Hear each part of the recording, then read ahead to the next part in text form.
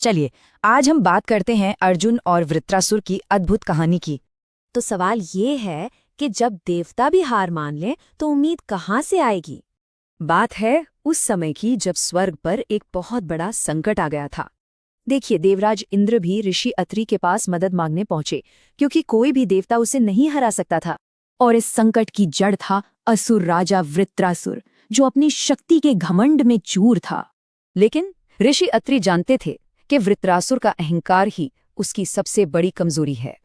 मतलब इसका हल ज्यादा शक्ति नहीं, बल्कि एक अलग तरह की हिम्मत थी।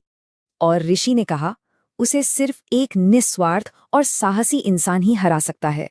तब देवताओं ने ढूंढा अर्जुन को, जो एक साधारण किसान का बेटा था। एक तरफ था घमंड और दूसरी तरफ निस्वार्थ हिम्मत। यही थी असली लड़ाई। अर्जुन पहले तो हिचकिचाया, पर फिर दिव्य अस्त्र लेकर इस बड़ी चुनौती के लिए तैयार हो गया।